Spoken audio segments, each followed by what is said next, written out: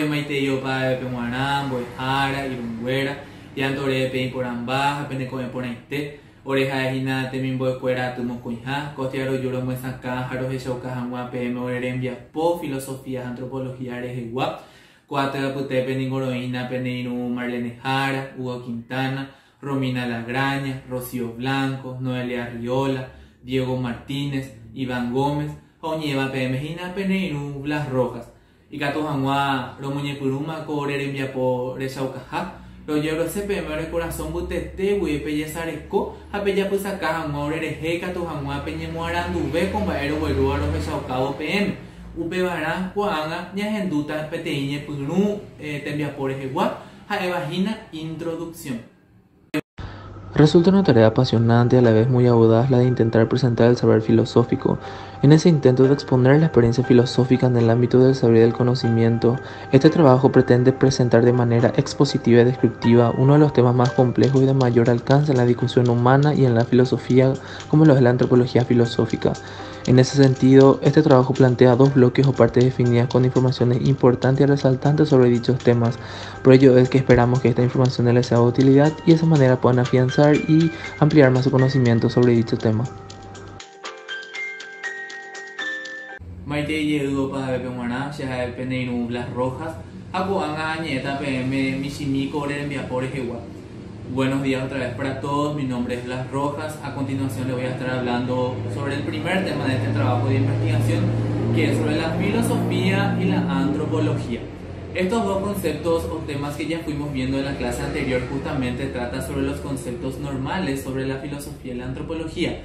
Sabemos que la antropología es la ciencia del hombre o la ciencia que estudia al hombre, el mismo hombre que se constituye como el tema fundamental de la filosofía. ¿Qué nos quiere decir esto? Que la filosofía, aparte de ser también el amor a la sabiduría, es la ciencia que estudia el pensamiento del hombre. ¿Qué quiere decir eso? Desde su espiritualidad. En cambio, la antropología es aquel que estudia al hombre como una entidad física, biológica, individual y colectiva, además de ser un ente cultural y creativo, independientemente del lugar o del tiempo en el que se encuentre.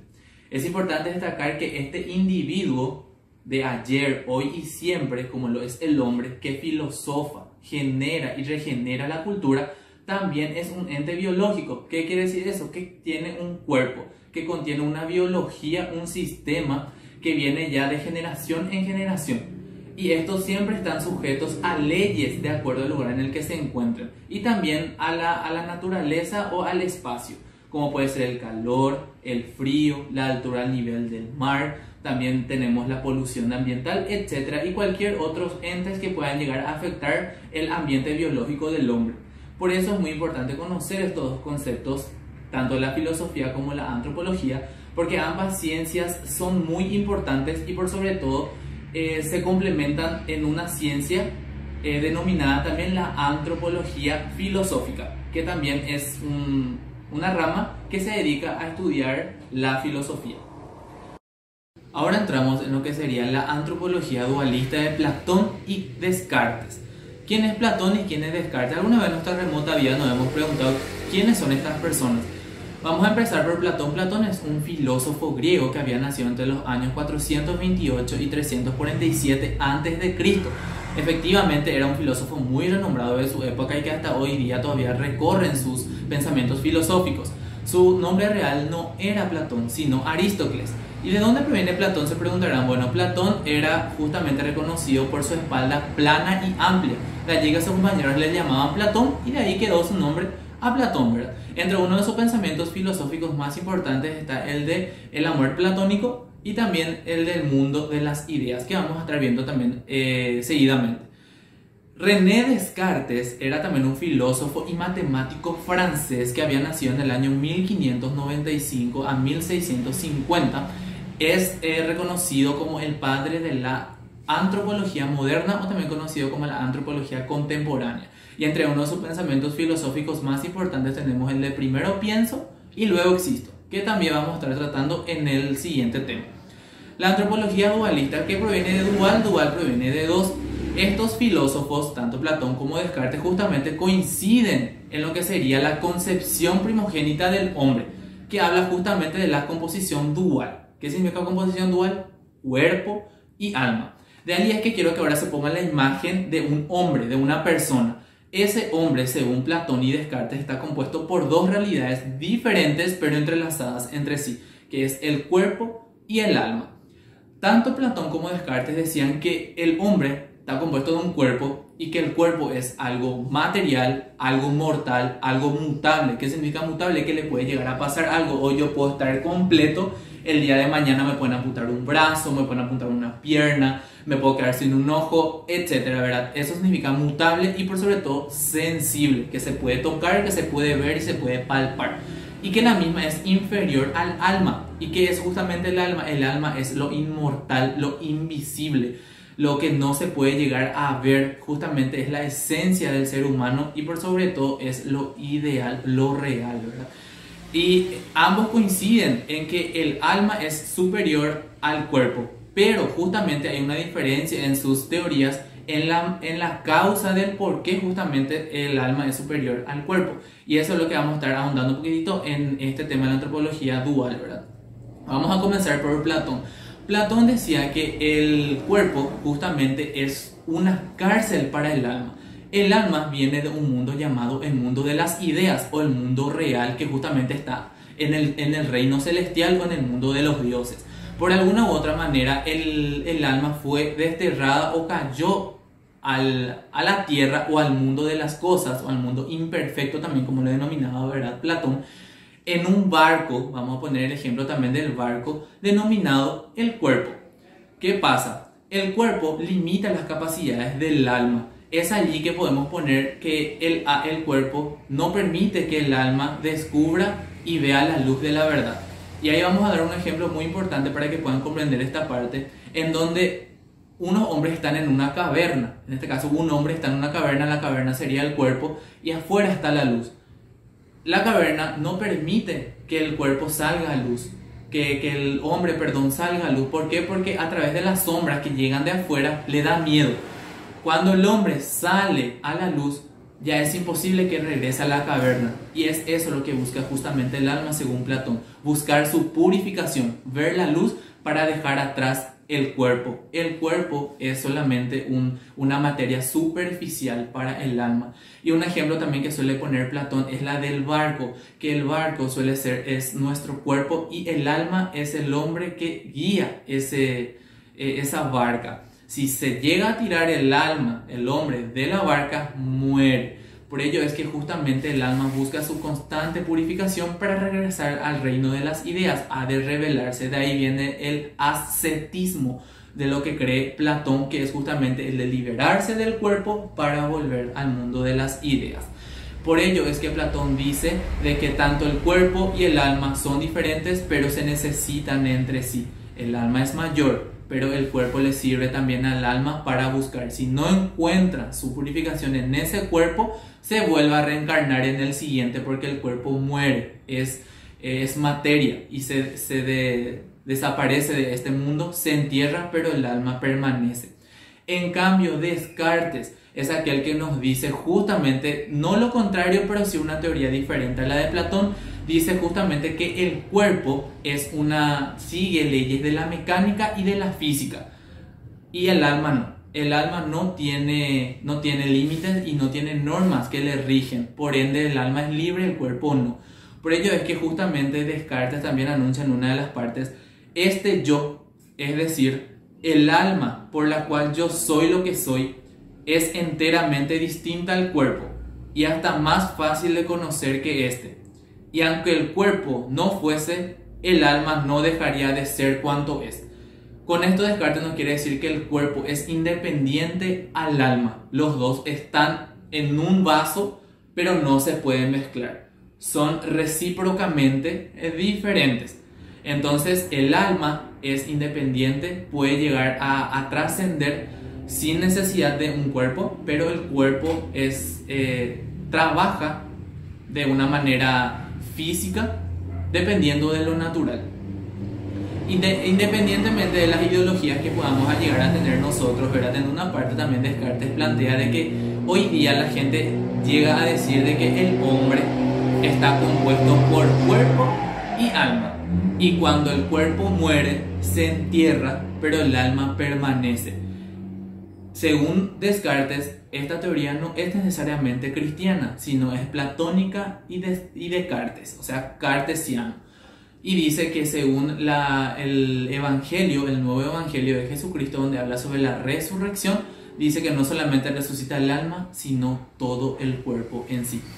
Esas son las teorías de estos dos grandes filósofos. Pero lo que es importante saber acá, que en conclusión, tanto Platón como Descartes dicen que el hombre está compuesto por dos realidades muy importantes, que son el cuerpo y el alma. Pero Platón dice que el alma viene del mundo de las ideas, no es de aquí, y que viene a encarnarse en un cuerpo que es su cárcel, y se libera de esa cárcel solamente cuando muere el cuerpo y el alma sale y se vuelve a reencarnar si no ha encontrado su purificación. Y Descartes es aquel que dice de que el cuerpo es independiente del alma, que actúa físicamente y a través de algunas leyes, y el alma no, el alma es libre, el alma es independiente. Pero en una cosa siempre van a estar de acuerdo, de que solamente a través del alma se puede encontrar el conocimiento verdadero, más allá de lo trascendental. Con todas estas informaciones es muy importante también que recalquemos de que el hombre entero viene de Dios y para Dios ha de volver, según también estos filósofos. Platón y Descartes hoy día nos han enseñado muchas cosas, y en este caso también que el hombre está compuesto de alma y de cuerpo. A continuación, nuestro compañero va a estar hablándonos un poquitito de si somos realmente corpóreos o somos realmente espirituales. Eso fue todo de parte de mí.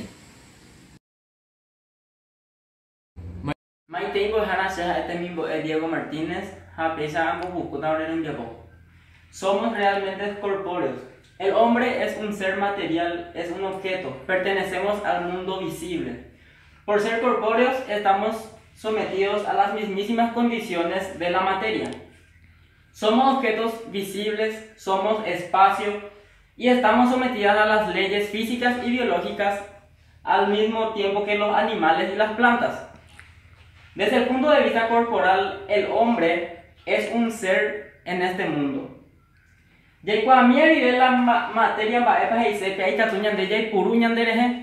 Eso significa que el hombre tiene todas las características de las cosas, menos en una. El hombre no es una cosa. No es un instrumento y tampoco es un medio. El hombre es alguien. El hombre es un ser distinto al mundo. Es un ser espiritual que sobrepasa la dimensión corpórea y emerge a un mundo superior, a otro mundo superior, cual es el de los fines, o mejor, al mundo de las personas. Somos realmente espirituales. Hay personas que piensan que solo lo material es real, concreto, existente. Lo que no es material no existe para ellos, cuando todo es al revés. Lo más real, lo más concreto y existente es invisible para los ojos corporales del ser humano. Por ejemplo, Dios es realismo, fuente de todo ser como creador y fundamento de toda realidad. Existe también el mundo espiritual, zona que no se puede alcanzar con sentidos corporales o con instrumentos físicos. El hombre pertenece a un mundo material, pero vive también en la dimensión espiritual. El hombre está entre la zona fronteriza de lo material y lo espiritual. El hombre es algo y alguien a la vez. Baishapambo Ejara, Hashangiruquera, Sheja Etemimbo El Rocío Blanco, Hañeta Ñande herencia biológica, herencia social. La herencia biológica es el proceso mediante el cual se transmiten los caracteres o los rasgos genéticos de una generación a otra, a través de un mecanismo irreversible. Esto quiere decir que la herencia biológica no se puede alterar ni cambiar. Por una parte, el ser humano reproduce la misma estructura física o morfológica. Esto quiere decir que hereda la forma humana, y entre ellos se encuentran los órganos que son los ojos, la lengua, los dientes y los aparatos, como el aparato digestivo, el aparato circulatorio y el reproductor. Y el sistema nervioso cuenta con dos etapas: la herencia biológica primaria, que es aquello que no puede cambiarse ni modificar, como por ejemplo un corazón, 2 riñones, 2 pulmones, el hígado, la cantidad de huesos y la cantidad de los músculos. Y la herencia biológica secundaria es aquello que puede o no modificarse, como por ejemplo el color de cabello, el color de los ojos y el color de la piel. La herencia social es el proceso mediante el cual el ser humano tiende a transmitir los modelos de vida y las formas de comportamiento de una generación a otra a través de una manera reversible. Esto significa que la herencia social sí se puede cambiar o alterar. Entre los elementos de la herencia social se pueden encontrar las costumbres y las creencias. Antropología y naturaleza de Jehová.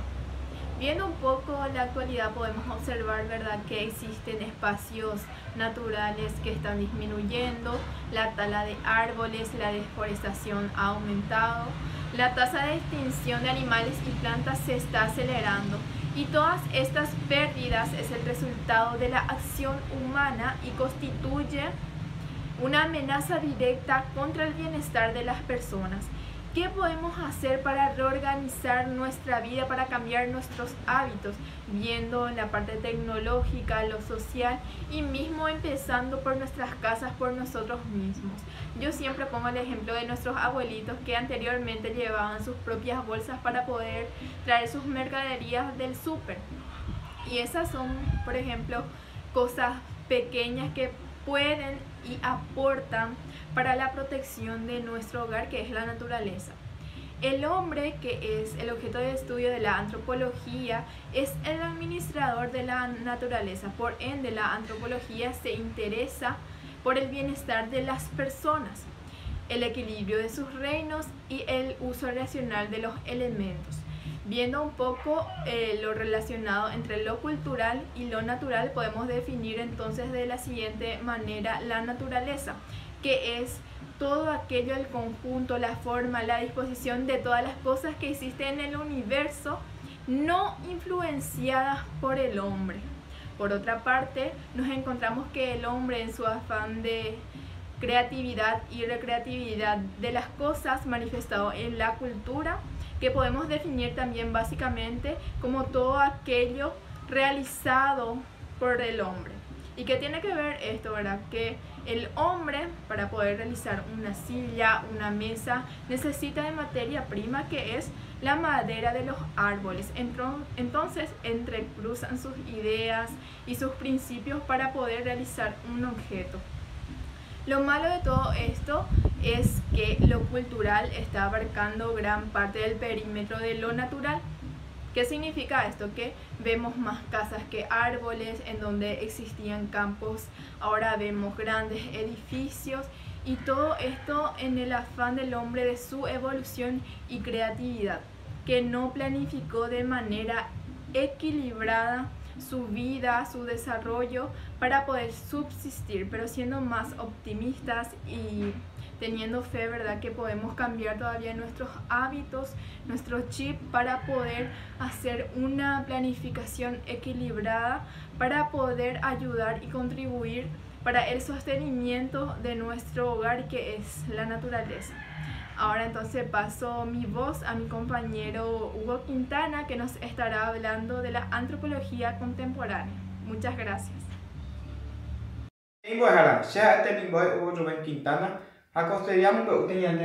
La antropología contemporánea. Pero primero vamos a definir lo que es una antropología. La antropología es una ciencia que estudia la realidad del hombre. Según la antropología, el hombre no es un compuesto. ¿Por qué? Porque considera que el hombre tiene dos realidades, una espiritual y otra corporal, pero a su vez esto viene en forma unitaria, más en forma de engranaje. Okay. Entonces podemos mencionar que todas las actividades que nosotros realizamos, no hay una actividad totalmente espiritual y corporal. Eso quiere decir que todas las actividades que nosotros realizamos en nuestra vida cotidiana tienen una parte espiritual y corporal. Por ende, podemos también mencionar que existe una dependencia de lo espiritual con lo corporal o viceversa. Alma y cuerpo. Si vamos a hablar de alma y cuerpo, entonces es necesario mencionar la Biblia, que utiliza mucho el significado de alma y cuerpo, pero con significado unitario. Además, podemos hablar en forma no unitaria sobre alma y cuerpo. Entonces podemos decir que el alma es la que se manifiesta a través del cuerpo, como los sentimientos, fantasías y los pensamientos. Y el cuerpo es un ser en el mundo con los demás. ¿Qué quiere decir? Que sería de cómo me perciben los demás o la sociedad en mi forma corporal. ¿Qué es la muerte? Saben que todo ser vivo estamos destinados a morir. Como estuvimos anteriormente mencionando el alma y el cuerpo como un significado unitario, entonces podemos enfocarnos en la revelación cristiana que dice o que menciona la resurrección. Y podemos sintetizar diciendo, es todo el hombre y no una parte sola que superando la barrera de la muerte entra alma y cuerpo en la gloria de Dios. Eso va a aprender a salir mismo por dejar a Hangiru, ¿verdad? Sheha Shangiru no es origen de la humanidad. Origen de la humanidad, ningún ya ojina y un divorele. Un viva petenja doctrinas filosóficas antiguas, mocoinja la respuesta de la ciencia, bojapuija la respuesta de la antropología contemporánea. Hay un día tú cómo resuelve la filosofía esta dificultad. Sheha ni mis dos primeras partes del origen de la humanidad. A evagina doctrinas filosóficas antiguas, a la respuesta de la ciencia. Petenja doctrinas filosóficas antiguas. Upea oñemboya oyegina abei irundi borepe. Umiba es platonismo, creacionismo, evolucionismo, creación evolutiva. Platonismo es que el alma cae del cielo en un cuerpo por una culpa. El hombre nace como unión provisoria con el cuerpo. Esta hipótesis no es tan aceptable. No hay ningún motivo serio para afirmar que el alma preexistente al cuerpo y tampoco que el alma se separa del cuerpo para reencarnarse. Creacionismo es que en la Biblia se habla de una intervención especial de Dios en la creación del hombre. La Biblia no es un libro de ciencia y deja a la investigación científica el problema del origen histórico del hombre. Sin embargo, aún expresándose según la cultura del tiempo y a través de un mito muy antiguo, no se opone a la antropología ni a la ciencia moderna. Bojapuja, evolucionismo, que es inaceptable porque reduce al hombre a pura materia. El espíritu sería un grado más elevado de la transformación de la materia. Pero el hombre no es un animal más inteligente ni más evolucionado por tener una masa cerebral más grande que los monos, sino que es eminentemente y cualitativamente superior, totalmente distinto a la de los animales. Irundija, creación evolutiva. Con esta doctrina queremos afirmar que la creación y la evolución no se excluyen, sino que se armonizan de tal manera que la teoría de la evolución no se opone a la creación. La respuesta de la ciencia. Los estudios científicos del siglo XIX afirman que el hombre procedía de los primates. Trataban de encontrar el eslabón perdido que sería el lazo de unión entre los monos superiores, como por ejemplo el gorila, chimpancé, orangután y el hombre. Los estudios más recientes han abandonado esta ciencia. La ciencia actual admite que el hombre es un animal. Hoy se piensa que el hombre y los antropoides contemporáneos son dos familias o ramas independientes, aunque pertenecientes a un tronco común del cual brotan dos ramas. Y esas dos ramas son la rama de los póngidos, de donde derivan los monos actuales superiores, ya sean chimpancés, gorilas y orangutanes, la rama de los homínidos, de la cual derivan los hombres actuales. Koanga Angiru Noelia, como sacata yande, dos teorías en vivo. Maitei Boejara, Maitei Shangiruquera, Shehate Mimboe Noelia Riola. Apeixa Boyuaputa Cotembiapo, Shangiru Iván Gómez e Ibacue sobre el origen de la humanidad. La respuesta de la antropología contemporánea. aceptado el hecho de que en cuanto corpóreo el hombre proviene de la materia, es decir, del animal, y se plantea el problema del origen del hombre en su dimensión espiritual. Y la dificultad está en eso, que el espíritu, el sujeto, el yo, la persona, no puede ser fruto de la evolución, porque la materia es algo y el espíritu es alguien. ¿Y cómo resuelve esta dificultad la filosofía? Nos parece imposible resolver el problema del origen del hombre en una visión materialista del universo. Dios desde un principio orienta la materia hacia un espíritu.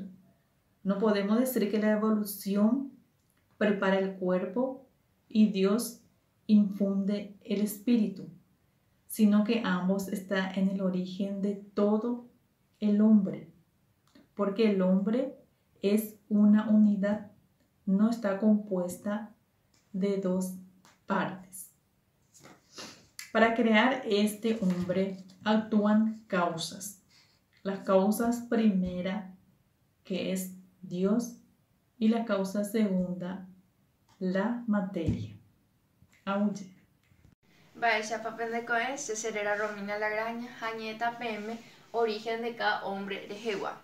La misma problemática y la misma respuesta se da al problema del origen de cada persona humana. Vamos a ver la respuesta antigua y moderna. Ahora mismo le voy a estar hablando sobre la solución dualista platónica y agustiniana. Solución dualista platónica y agustiniana. Los padres preparan el cuerpo del hijo. En la fecundación se realiza la base corpórea del hombre, pero es Dios quien crea el alma o espíritu, infundiendo en la célula fecundada la parte espiritual del hombre que los padres no pueden dar. PM, la doctrina materialista se expresa así. Los dos elementos células germinales en la fecundación dan origen a una célula distinta, que evoluciona naturalmente hasta dar origen a un hombre entero, semejante al padre y a la madre. Los padres son la única y total causa de los hijos y de las hijas. Reciben de los padres todo lo que son. Después le voy a estar hablando sobre la respuesta a la antropología contemporánea. El problema del origen de cada persona humana se resuelve con los mismos principios con que se resolvió el problema del origen de la humanidad. Criticamos primeramente la solución materialista. Los padres ofrecen una célula germinal, óvulo y espermatozoide. Estas son las células, son algo material, son parte del cuerpo de la mujer y del varón. En la unión de estas dos células surge una persona. Por eso mismo estábamos hablando sobre la respuesta a la antropología contemporánea. Es así que a través de este trabajo fuimos profundizando que el hombre es más que un ser, es cuerpo y alma, que ha evolucionado al transcurrir del tiempo. Es por eso que la filosofía es todo un reto, pero es un camino muy adecuado para encontrarse con la verdad de manera personal. Esto es lo que desea para todos los que estudian la filosofía, que busquen constantemente la verdad, que se encuentren con ella, que la amen realmente y que les repugne la mentira en cualquiera de sus manifestaciones. En definitiva, que metan la verdad en sus vidas y que le den a conocer a los demás.